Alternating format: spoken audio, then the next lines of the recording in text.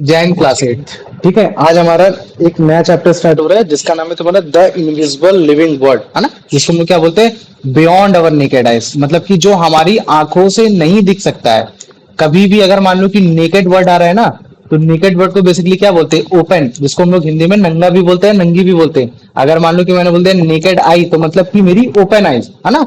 Generally अगर जैसे मान लो कि मैं बोलता हूँ कि ये तुम्हारे पास मतलब ये एक एटमॉस्फेयर है, इसको देखो ध्यान से, ये क्या है, तुम बोलोगे कि भैया ये फॉरेस्ट है ना। और मैं तुमसे बोलूं कि यार मुझे इस फॉरेस्ट में बताओ तुम्हें कोई लिविंग ऑर्गेनिज्म दिखता है, तो तुम्हारे मन में सबसे पहला क्या आता है ख्याल, हाँ भैया मेरे को दिखता है, मेरे को टाइगर दिखते हैं, लॉयंस दिखते हैं, मेरे को स्नेक्स भी दिख जाते हैं, मेरे को रैट्स भी दिख जाते हैं, मेरे को क्रैब्स भी दिख जाते हैं, मेरे को फिशेस भी दिख जाएंगी, मेरे को मंकी दिख जाएगा। ये सारी चीजें मेरे को मतलब दिखने लगती हैं। लेकिन काफी सारी चीजें ऐसी भी होती हैं जो कि हमारी नेकेड आई से हमको नहीं दिखती हैं, हमारी ओपन आई से हमको नहीं दिखती हैं। तो फिर हम उन्हें कैसे देख सकते हैं। तो उसके लिए हमारे पास एक होता है इंस्ट्रूमेंट। वो इंस्ट्रूमेंट बेसिकली कोई और नहीं, तुम्हारा माइक्रोस्कोप ही होता है। और इस माइक्रोस्कोप की मदद से हम लोग बड़े आराम से जितने भी ऐसे ऑर्गेनिजम्स है जो कि बहुत ही ज्यादा छोटे हो रखे हैं, हम उन्हें देख सकते हैं। तो इसका मतलब क्या चीज है कि भैया जितने भी आपके ऐसे ऑर्गेनिजम्स जो बहुत ही ज्यादा स्मॉल हो रखे हैं, जिनको आप केवल मतलब क्या कहते हैं माइक्रोस्कोप ही से देख सकते हो, बिना माइक्रोस्कोप के आप उन्हें नहीं देख सकते, ऐसे लिविंग ऑर्गेनिजम्स को बोलते हैं हम लोग माइक्रो ऑर्गेनिज्म। जिसमें माइक्रो वर्ड कहां से निकल कर आया तुम्हारा, एक्सट्रीमली स्मॉल, मतलब बहुत ज्यादा छोटा छोटा छोटा छोटा, ये है ना। तो अगर आप कोशिश करोगे कि लाओ चलो मैं इसको नेकेड आई से देख लूं, नहीं देख पाओगे। समझ में आ गया कि नहीं आ गया। तो अगर आपको देखना है तो आपको इसके लिए माइक्रोस्कोप की जरूरत होगी, पड़ेगी ही पड़ेगी, आपको उसकी हेल्प लेनी ही पड़ेगी।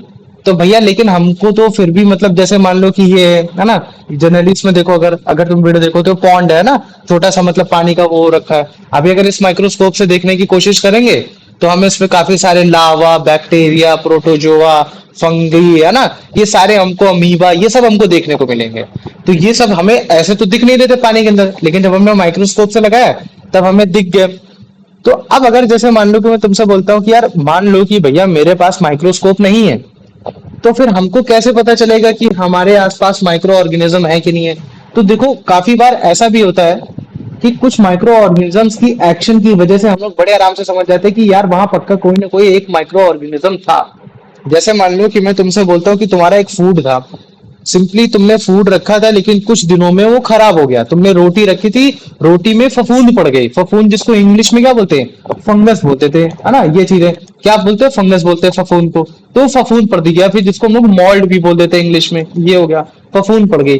तो ये जो मॉल्ड है, ये जो फंगस जो उसकी कैटेगरी में आ रहा है, उसकी किंगडम में आ रहा है, ये क्या है, ये एक माइक्रो ऑर्गेनिज्म है। और यही माइक्रो ऑर्गेनिज्म तुम्हारे फूड को क्या कर दे रहा है, खराब कर दे रहा है, सड़ा दे रहा है। तो हम तो नहीं देख पा रहे हैं, हाँ बिल्कुल हम लोग फफूंद को तो देख पा रहे हैं, लेकिन इस तुम्हारे मोल्ड के अंदर जितने भी तुम्हारे छोटे छोटे छोटे छोटे फंगस है उनको तो हम नहीं देख पा रहे हैं। लेकिन हम लोग उनके एक्शन से बड़े आराम से समझ जा रहे हैं कि हाँ देखो हमारे आसपास मतलब क्या कहते हैं, माइक्रो ऑर्गेनिज्म है।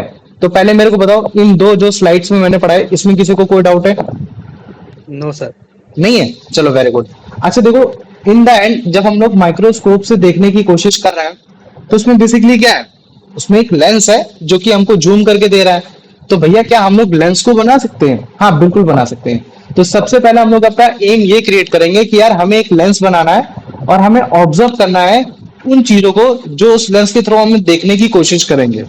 तो अगर तुम्हें कभी भी कोई एक ऐसा लेंस बनाना है जो मैग्निफिकेशन के तरीके से काम में आए, तो तुम्हें कुछ चीजों की रिक्वायरमेंट पड़ेगी। वो रिक्वायरमेंट क्या है कि एक तुम्हें ग्लास चाहिए, मतलब कि एक तुमको कांच का टुकड़ा चाहिए, और वो कांच का टुकड़ा ज्यादा बेहतर तब काम करेगा जब वो किस स्टेज में हो, तुम्हारा कर्व हो। जैसे मान लो कि मैं बोलते हूँ कि तुम्हारा कांच का टुकड़ा ऐसा था, सीधा सीधा साफ साफ था, तो इसमें भी मैग्निफिकेशन होगा, लेकिन मैग्निफिकेशन उतना अच्छा नहीं होगा जितना आपका कांच का टुकड़ा मतलब क्या कहते हैं थोड़ा सा कर्व होगा, क्योंकि कर्व के केस में तुम्हारा मतलब मैग्निफिकेशन ज्यादा अच्छा दिखता है।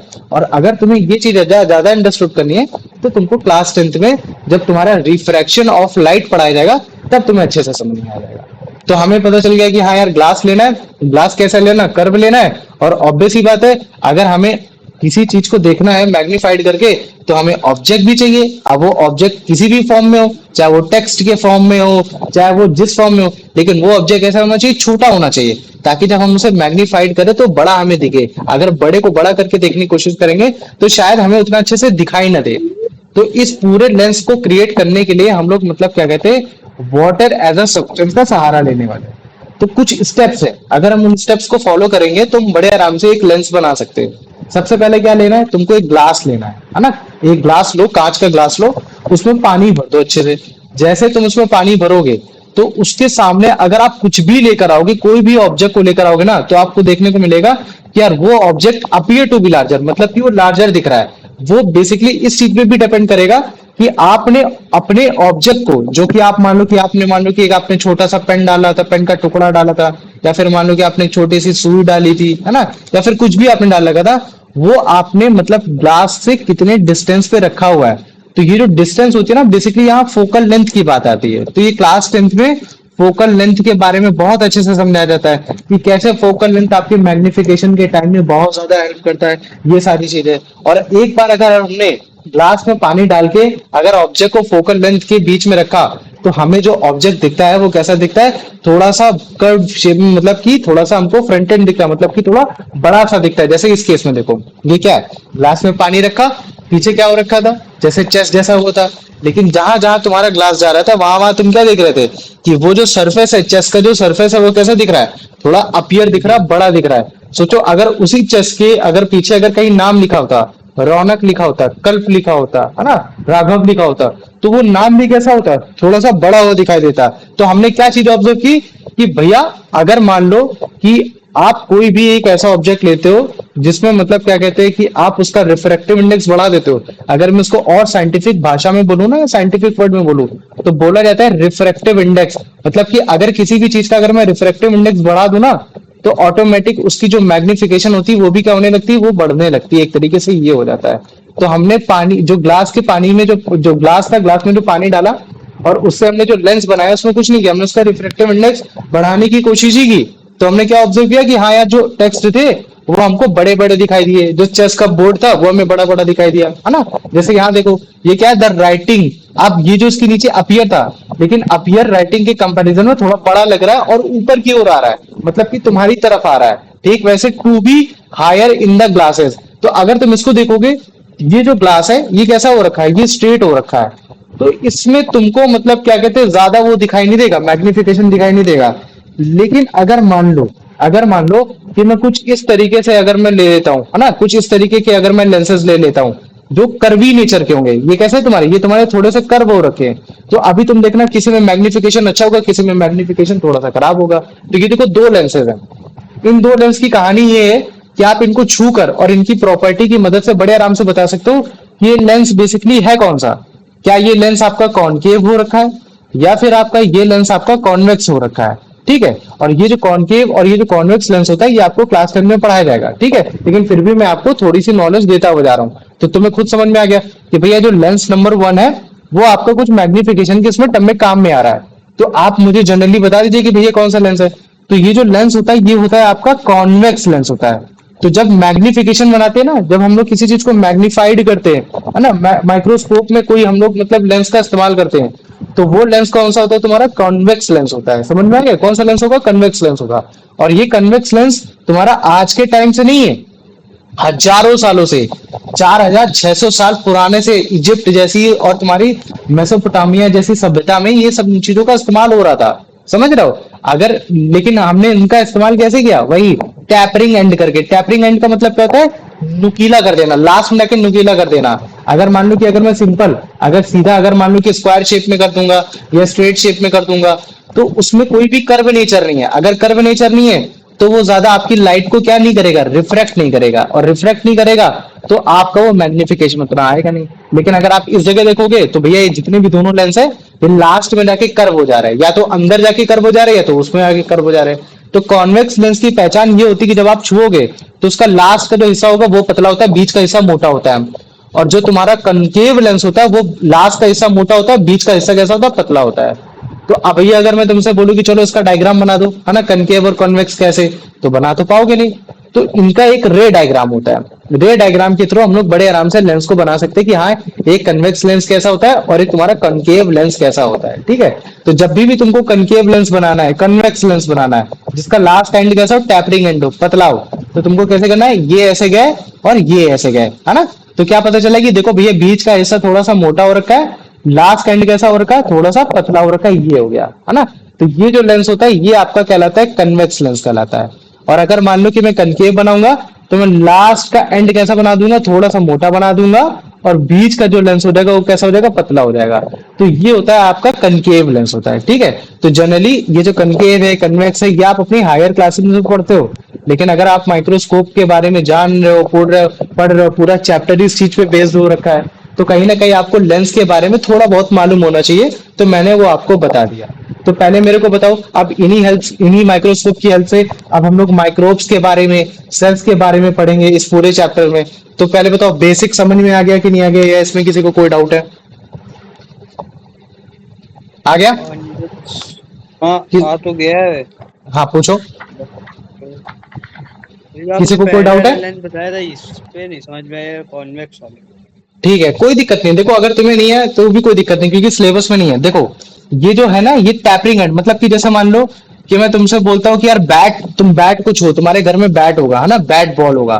तुमने देखा होगा कि बैट जो होता है, बैट का काफी बार ऐसा लास्ट में जाके मोटा हो जाता है ऐसे करके, और फिर ऐसे करके हाँ पतला हो जाता है ना, ऐसे करके तुम्हारा हाँ बैट होता है।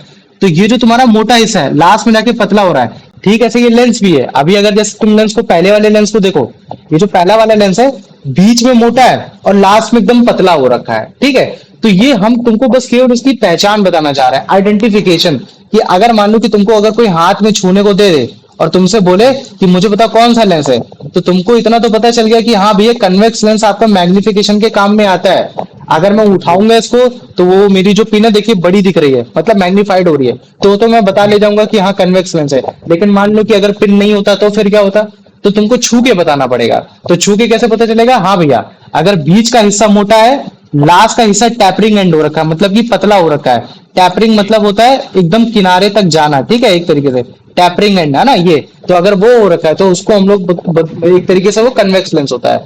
और अगर आपका कनकेव लेंस कैसा होता है, कनकेव लेंस जस्ट इसका अपोजिट होता है। अपोजिट कैसे हो गया कि भैया इसका लास्ट का हिस्सा आपका मोटा होता है, लेकिन बीच का हिस्सा जो होता है वो पतला होता है। ठीक है, एक बार आप फिर से ट्राई करना। अभी अगर मैं उसको दिखाऊंगा तो जब तुम इसको छुओगे, दूसरे वाले को देखना है, इसको देखो, है ना, पतला दिख रहा है। अभी अगर जैसे इसको देखो, अभी जब इसको छुओगे तो उसको तुम देखो, ये देखो ना, बीच में मोटा है यहाँ, और बीच मतलब कि साइड में एकदम मोटा है और बीच में कैसा हो रखा है, पतला हो रखा है। ठीक है, अभी जब एक बार ऑफलाइन मिलोगे ना तो तुम लोग को इसको भी दिखाऊंगा टच करके, तब तुम्हें और जी अच्छे से समझ में आ जाएगा। या फिर जब तुम लोग एक्सपेरिमेंट करोगे ना, अभी जब तुम लैब जाओगे इस वाले चैप्टर के जी लिए, तो वहां मैम से रिक्वायरमेंट पूछना, मैम से बोलना कि मैम मेरे को कन्वेक्स लेंस, एक बार कनकेव लेंस मेरे को देखने को मिलेगा, क्योंकि यही माइक्रोस्कोप में यूज होता है, तो मेरे को थोड़ा जानना था कि कैसा लगता है देखने में। तो वो तुम्हें खुद दिखाएंगे। ठीक है, तो पहले मेरे को बताओ इतना समझ में आ गया कि नहीं आ गया, या जी इसमें किसी को कोई डाउट है, ये जो इंट्रोडक्शन दिया इस चैप्टर का? आ गया।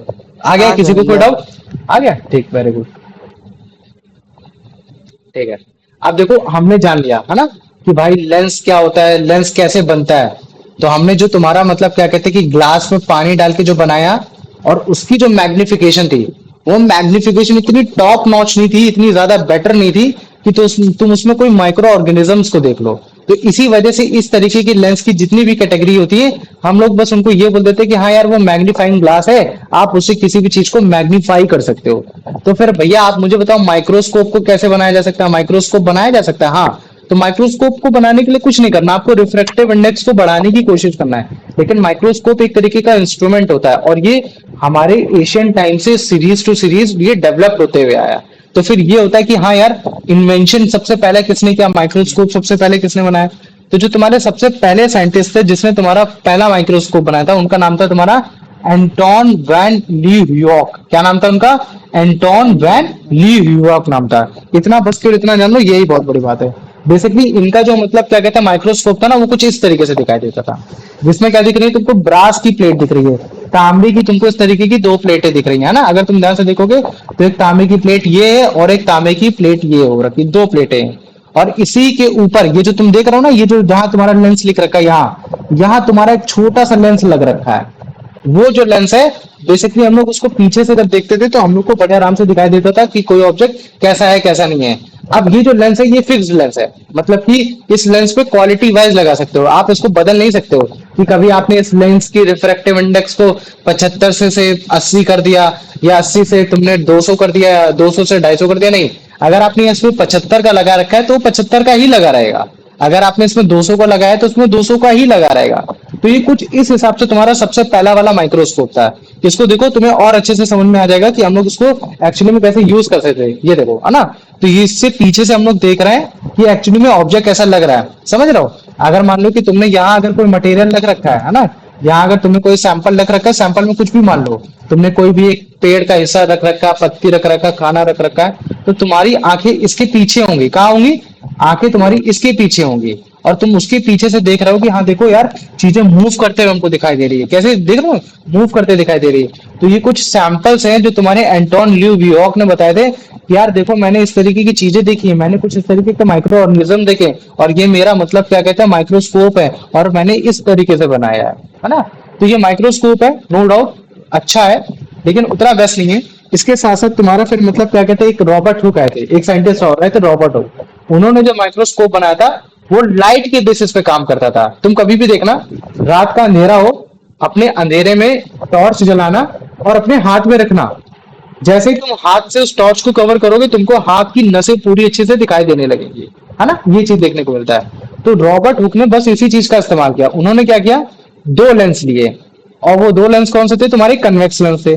तो एक बार कन्वेक्स लेंस, मतलब कि दो लेंस लिए, ठीक है। उन्होंने कन्वेक्स मिरर की मदद से दो लेंस लिए, कन्वेक्स लेंस, और एक मतलब क्या कहते हैं कन्वेक्स मिरर की मदद से बेसिकली क्या क्या लाइट को एक जगह दिया, मतलब कि एक जगह एकदम पॉइंट वाइज में दिया, एक जगह ट्रांसफर किया।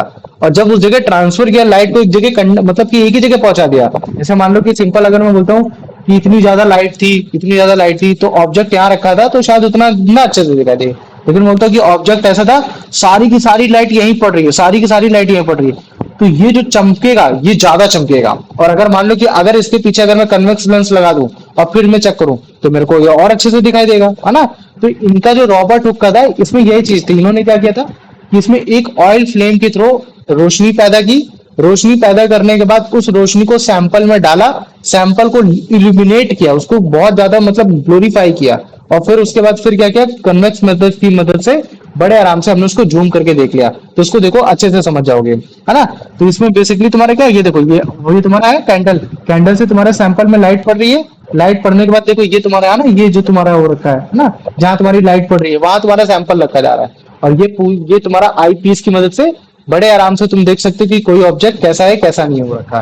तो ये तुम्हारा रॉबर्ट हुक के थ्रू बनाया गया हुआ तुम्हारा एक मतलब क्या कहते हैं कि एक अच्छा सा एक लाइट माइक्रोस्कोप था, या फिर तुम इसको दूसरे वर्ड से तुम कंपाउंड माइक्रोस्कोप भी बोल सकते हो। तो पहले मेरे को बताओ, इतना समझ में आ गया कि नहीं आ गया, या इसमें किसी को कोई डाउट है? नहीं भैया।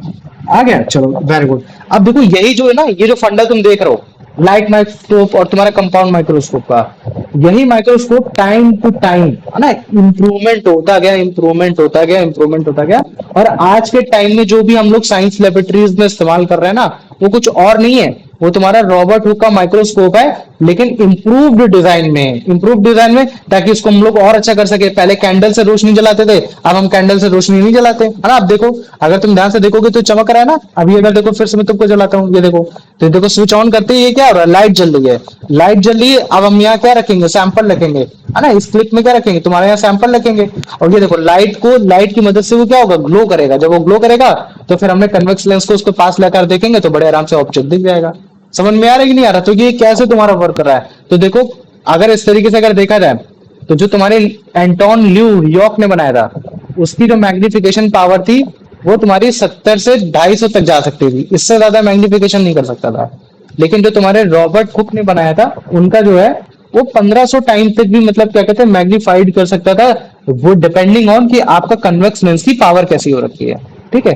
अब तुम इस वीडियो में ये देखो कि जनरेशन टू जनरेशन वाइज कैसे तुम्हारा मतलब क्या कहते हैं जो माइक्रोस्कोप है वो तुम्हारा बदला है। देखो 1590 में कैसा माइक्रोस्कोप हुआ करता था, फिर धीरे धीरे तुम्हारे एंटन लीवॉक आए, तुम्हारे रॉबर्ट हुक आए, है ना। तो देखो हुक का हो रखा है तुम्हारा, ठीक है, रॉबर्ट हुक का हो रखा है, जिसमें ये देखो सैंपल जल रहा है, इसकी लाइट है, लाइट तुम्हारे ऑब्जेक्ट में पड़ रही है, ऑब्जेक्ट में पड़ने के बाद उधर से कन्वेक्स लेंस की तरफ से हम लोग बड़े आराम से उसको देख पा रहे हैं। ये तुम्हारा ल्यूयॉर्क माइक्रोस्कोप हो रखा है, बाद में उन्होंने डिस्कवर किया, जिसमें ये देखो ये पॉइंट वाइज है। यहाँ जो तुम देख पा रहे हो, यहाँ तुम ऑब्जेक्ट को रखते हो, ये जो नुकीला नुकीला देखो, वहां अपने ऑब्जेक्ट को रखते हो, फिर वही माइक्रोस्कोप रख रखा है, वो सॉरी लेंस रख रखा है, वहां से तुम देखने की कोशिश करते हो।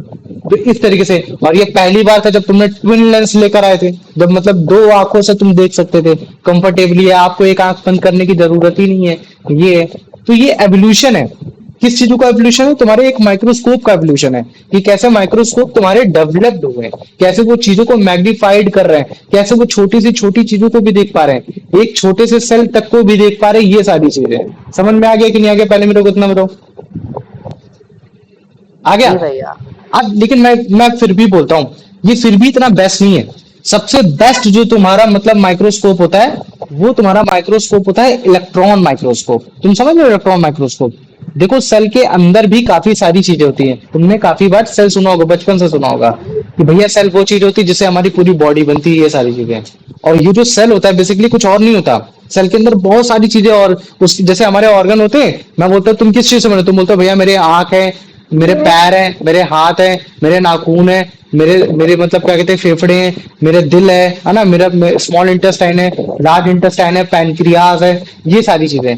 ठीक ऐसे तुम्हारा एक सेल भी होता है। जब मैं तुम लोग को पढ़ाऊंगा सेल के बारे में अच्छे से, तो मैं बोलूंगा सेल में क्या क्या ऑर्गन्स होते हैं, तो फिर तुमको पता चला भैया उसमें राइबोसोम्स होता है, न्यूक्लियस होता है, साइटोप्लाज्म होता है, माइटोकॉन्ड्रिया होता है, गोल्गी अपरेटस होता है, एंडोप्लाज्मिक रेटिकुलम होता है। तो ये सारी चीजें अभी तुम बोलना सब सीख जाओगे। तो ये जो इलेक्ट्रॉन माइक्रोस्कोप है, ये आज के टाइम का नया माइक्रोस्कोप है। ये जो तुम देख पा रहे हो इस तरीके का हो रखा है, ठीक है। और इसको जिसने बनाया था उन साइंटिस्ट का नाम था तुम्हारा अर्नेस्ट रस्क और तुम्हारा मैक्स नॉल।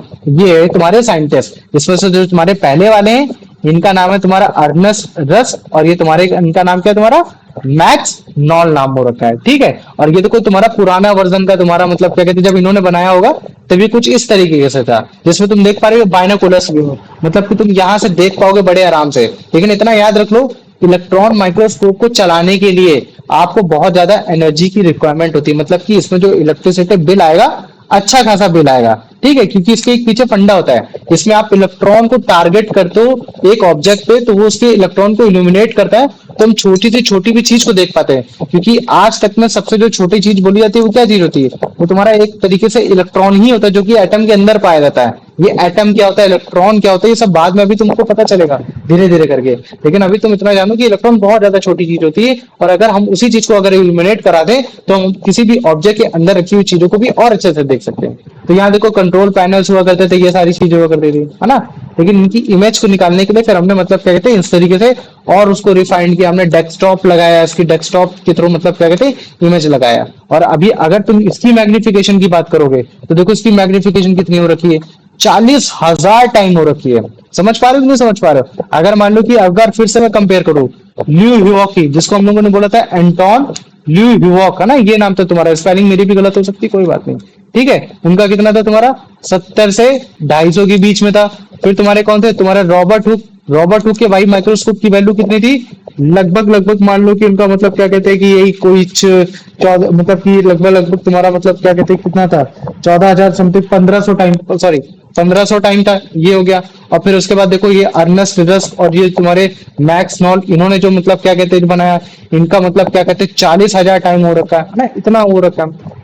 तो बस दो चीजों को याद रखे ना, कि जनरली आज के टाइम में जो हम लोग माइक्रोस्कोप का इस्तेमाल करते हैं, वो या तो रॉबर्ट हुक के द्वारा बनाया हुआ वाला, या फिर ये तुम्हारे अर्नेस्ट रस्क, या फिर तुम्हारा मतलब क्या कहते हैं कि मैक्स नॉन के द्वारा बनाया वाला। मतलब कि तुम्हारे माइंड में हमेशा रहना चाहिए भैया हमारे जो लैब में रखा है वो लाइट माइक्रोस्कोप है, या तो भैया मैं उसको दूसरे नाम से क्या बोल सकता हूँ, कंपाउंड माइक्रोस्कोप बोल सकता हूँ। या फिर भैया अगर मेरा बहुत बढ़िया स्कूल है, बहुत हाई फाई हाईटेक स्कूल है, तो वहां भैया मेरे पास एक मतलब क्या कहते हैं इलेक्ट्रॉन माइक्रोस्कोप भी हो सकता है। तो पहले मेरे को बताओ इतना समझ में आ गया कि नहीं आ गया, या इसमें किसी को कोई डाउट है? आ गया? भाई तो समझ में आ गया है, हम्म।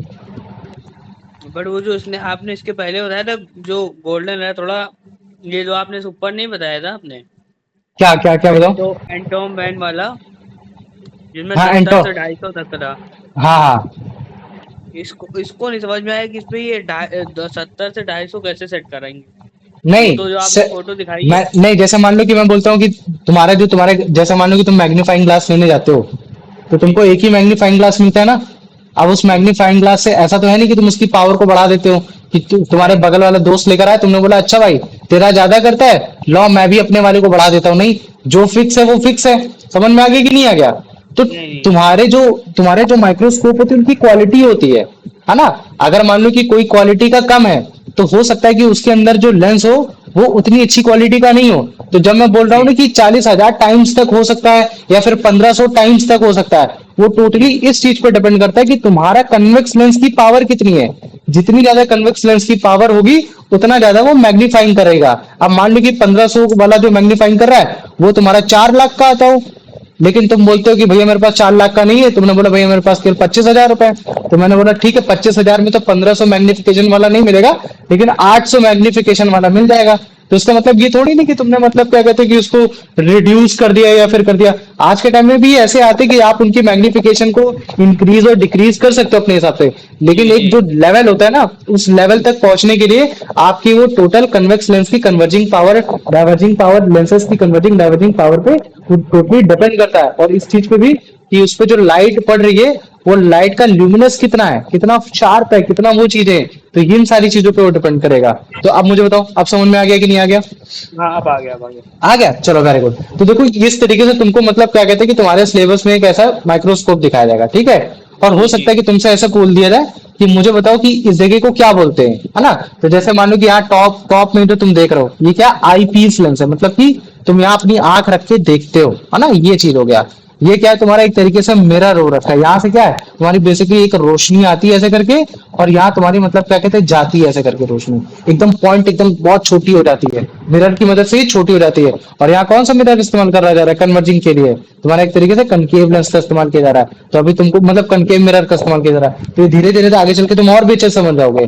फिर ये क्या है, ये फोकस नॉब है, मतलब कि फोकस करने के काम में आता है, मतलब एडजस्ट करने के काम में आता है, क्या करना है क्या नहीं करना। और ये तुम्हारे ऑब्जेक्टिव लेंस होते हैं, क्योंकि हो सकता है किसी में मैग्निफिकेशन कम हो, किसी में मैग्निफिकेशन ज्यादा हो, और एक तीसरे वाले में मैग्निफिकेशन और थोड़ी ज्यादा हो, इस तरीके से। तो ये तुम्हारा एक तरीके से मतलब क्या कहते हैं कि एक छोटा सा एक मतलब डिस्क्रिप्टिव वे है कि हाँ किस पार्ट को क्या क्या हम लोग बोलते हैं, ये चीज है। लेकिन अगर इसको और अच्छे ग्लोरीफाई करना हो और बढ़िया तरीके से बताना हो, तो देखो जैसे इसमें यहाँ फुट के बारे में नहीं बताया, देखो ये फुट होता है, ये है ना, ये जिसमें जिसमें तुम जैमिंग करते हो तुम्हारा कंडीशनर एडजस्टमेंट होता है तुम्हारा। ये क्या है, तुम्हारी क्लिप है, इन क्लिप्स में मतलब क्या कहते हैं तुम अपने सैंपल्स को लगाते हो, ठीक है। ये तुम्हारा फाइन एडजस्टमेंट है जो कि तुमने यहाँ फिक्सिंग नॉब के बारे में देखा था। ये तुम्हारा आई पीस है, यहाँ जो तुम्हारा आई पीस ये वाला था।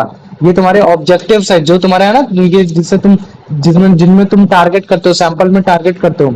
ये तुम्हारी जो रखी है, ये तुम्हारी क्या है, ये तुम्हारी स्लाइड है जिसमें तुम अपने सैंपल को रखते हो।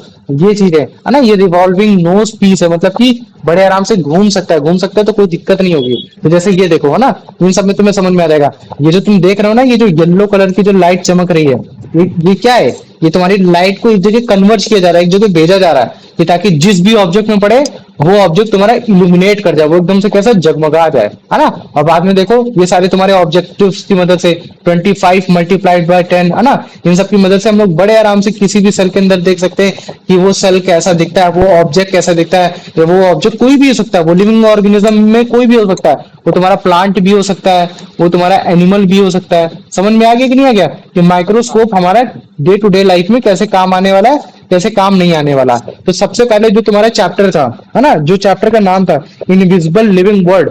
तो अगर आपको कोई भी एक ऐसी चीज जो इनविजिबल है, जो आपको नहीं दिख रही है, तो भाई वो दिख रही, तो फिर आपने पता कैसे लगाया? ऑब्वियस ही बात है, आपके पास एक ऑपरेटर था, वो ऑपरेटर्स का था माइक्रोस्कोप था। तो माइक्रोस्कोप के बारे में जो भी क्लास 8 तक के बच्चे को समझ में आना चाहिए इतना, वो मैंने अच्छे से बता दिया।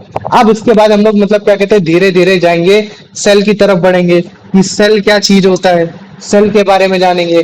फिर उसके बाद फिर हम लोग मतलब क्या कहते हैं टाइप्स ऑफ सेल के बारे में पढ़ेंगे, कि जब टाइप्स ऑफ सेल के बारे में पढ़ लेंगे तो फिर हम लोग माइक्रो ऑर्गेनिजम्स के बारे में पढ़ेंगे, फिर उनमें उनके किंगडम के बारे में जानेंगे कि तुम्हारा फंगस क्या होता है, तुम्हारा प्रोटोजोआ क्या होता है, तुम्हारा बैक्टीरिया क्या होता है।